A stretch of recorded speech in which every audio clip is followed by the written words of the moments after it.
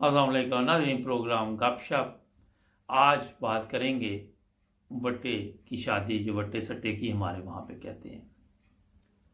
ये लिखती हैं कि मेरे मामू थे, उन्होंने मेरे लिए पैगाम भेजा कि हमें अपने बेटे के लिए बेटी का रिश्ता दे दो।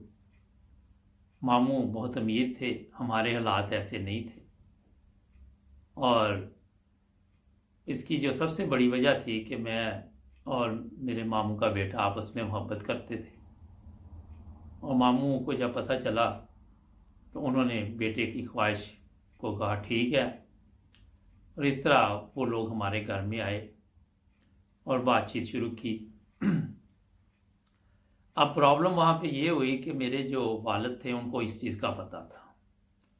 मेरे वालिद के बारे में ये मैं बता दूँ कि मुझे कोई शर्म नहीं आ रही, नहायत लालची इंसान थे और खुद तो सारी ज़िंदगी मेहनत नहीं की थी, मगर इसी चीज़ में गुजर गई कि फ़लाँ ने इतनी तरक्की कर ली, फ़लाँ ने इतनी तरक्की कर ली।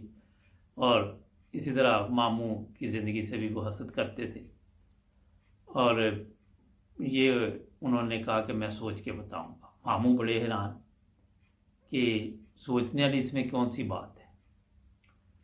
इसे लड़की का कहना कि हमारा घर तो अपना था, मगर कोई छोटा सा बिज़नेस था वालिद का, कभी वो चले जाते थे शॉप पे, कभी नहीं जाना, और इस तरह बड़ी मुश्किल से गुजारा हो रहा था।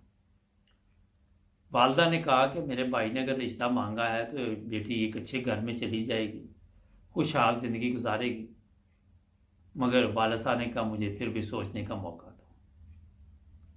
मैंने भी कहा कि मैं वहीं पे शादी करवाऊंगी, मगर हमें समझ नहीं आई थी कि ये वालिद साहब ये ड्रामा क्यों कर रहे हैं। फिर चंद दिन बाद दोबारा मामू ने फ़ोन किया तो पापा ने कहा हाँ मैंने सोच लिया, और मैं एक शर्त पे शादी करूंगा इसकी।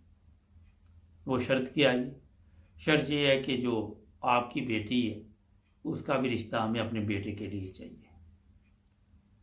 ये सुनकर मामू परेशान हो गए और ममानी ने कहा कि नहीं, ऐसे नहीं हम कर सकते, आज तलीम आ चुकी है, ये सब चीज़ें आ गई हैं सामने, और इस तरह के रिश्ते बाद में बड़ी परेशानी पैदा करते हैं। मगर मेरे मामू ने इस वजह से कहा कि मैं अपनी बेटी से पूछता हूँ कि वो क्या कहती है। जब बेटी से पूछा गया तो उसने कहा मैं तो उसे पसंद ही नहीं करती, मेरे लिए तो बड़ा मुश्किल है। यहाँ पे ये कहती मैं ये बता दूँ कि मेरा भाई भी वालिद की तरह एक निकम्मा आदमी था, सारा दिन सोया रहता था, दिल चाहता तो किसी काम पे चला जाता, और मकारी उसके ज़हन में भी यही थी कि मामू की जो जायदाद है उसमें से कुछ हिस्सा आएगा। क्योंकि पहले मेरा भाई तैयार नहीं हो रहा था शादी के लिए, वो किसी और को पसंद करता था। जब वालिद साहब ने कहा कि ये जो भी जायदाद है हमारे घरों में आ जाएगी, मामू बूढ़े हो चुके हैं, कितनी ज़िंदगी है, और भी दो बेटे हैं, मगर शरीयत के मुताबिक काफ़ी चीज़ें हमें मिलने का इम्कान था, मगर मैं इसके ख़िलाफ़ थी। और इस तरह काफ़ी प्रॉब्लम बनी हमारे घरों में। आखिरकार मामू ने फैसला सुना दिया। बेटी से पूछा तो बेटी ने कहा कि जैसे आप कहें मैं वैसे ही करूँगी। इसी दौरान मेरे भाई ने भी मामू की बेटी के साथ रब्ता किया और उसे कहने लगा कि मुझे तुमसे बहुत मोहब्बत है, प्यार है। वो कहने लगी आज तक तो हुआ नहीं था। कहता मैं बस हिम्मत नहीं कर रहा था क्योंकि चालाक था। जब मैंने ये बातें सुनी तो मुझे बड़ा दुख हुआ, और फिर ये जो भी शादी थी, मंगनी थी, उसकी रस्म जो है वो अदा करने के लिए दिन रख दिया गया। जिस दिन शादी की रस्म मंगनी की रस्म अदा हुई, उसके बाद मेरे वालिद ने प्लानिंग शुरू कर दी कि किस तरह इनसे पैसे खींचने हैं। मुकम्मल खर्चा भी मामू ने दिया, और फिर शादी पे भी जितने भी अखराजात थे वो मामू ने दिए। मामू ने यह भी शर्त रखी कि हम जहेज़ नहीं लेंगे। इस पर भी मेरे वालिद ने काफ़ी हंगामा खड़ा किया, मगर मेरी जो भाभी बनी वो काफ़ी सामान लेके आई, اور میرے والد نے وہ سامان جو تھا وہ اپنے کمرے میں کچھ لگوا لی چیزیں، کچھ ادھر ادھر لگوا لی، جس سے میری بھابھی بھی پریشان ہوئی۔ اور اس کے جہیز کا سامان تھا، مگر کوئی سٹنگ روم میں رکھوا دیا گیا، کوئی اے سی تھا وہ سٹنگ روم میں لگوا دیا گیا، مگر وہ امیر لوگ تھے، انہوں نے ایک اور اے سی بھیج دیا جو بھابھی کے کمرے میں لگوا دیا گیا۔ چھوٹی چھوٹی بات پہ والد صاحب کو غصہ آ جاتا اور سارا دن یہی سوچتے رہتے کہ اور چیزیں کیسے کھینچ دیں۔ پھر انہوں نے میرے جو بھائی تھا اس کو اپنے کمپنی میں نوکری بھی دے دی، مگر وہاں بھائی نے پیسے کا ہیر پھیر شروع کیا، اور اس طرح یہ باتیں بڑھتے بڑھتے کافی حد تک خراب ہو گئی۔ اس کا کہنا ہے کہ میری زندگی بھی جہنم بن گئی۔ میرا میاں میرے سے دور، پہلے تو بڑے ہم قریب تھے، پھر آہستہ آہستہ دور ہونا شروع ہو گیا۔ جیسے ہی اس کو دوسرے گھر سے یہ خبر ملتی کہ اس کی بہن تکلیف میں ہے اور اس کے لیے یہ پریشانی بنی ہوئی ہے، تو وہ میرے لیے نہ بھی پریشانی بنانے کی کوشش کرتا، مگر وہ ذہنی طور پر پریشان ہو جاتا۔ ایک ہی بہن تھی ان کی، جس کی وجہ سے میرا بھی گھر خراب ہو رہا تھا، مگر والد صاحب تھے، ان کی لالچ جو تھی وہ ختم ہی نہیں ہو رہی تھی۔ اور اس طرح کچھ پیسے میرے والد نے دیے، بھائیوں نے دیے کہ ہماری بیٹی کہیں دوسرے ملک میں سیر کے لیے چلی جائے۔ وہ بھی میرے والد صاحب نے جیسے ہی دیکھے تو ان سے چھین لیا، کہا کہ یہ تو شادی کے اوپر جو قرضہ لیا وہ والے ابھی اخراجات ہم نے اتارنے۔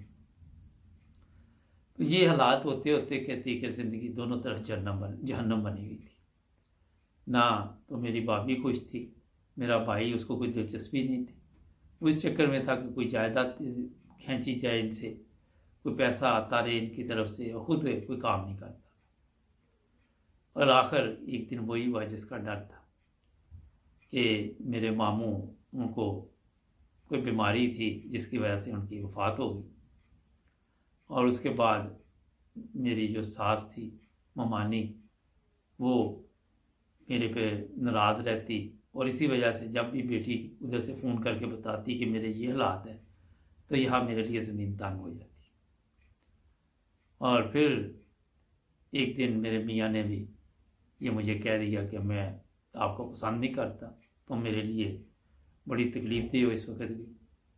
اور اس طرح میرے میاں نے مجھے میرے والدین کے گھر بھیج دیا۔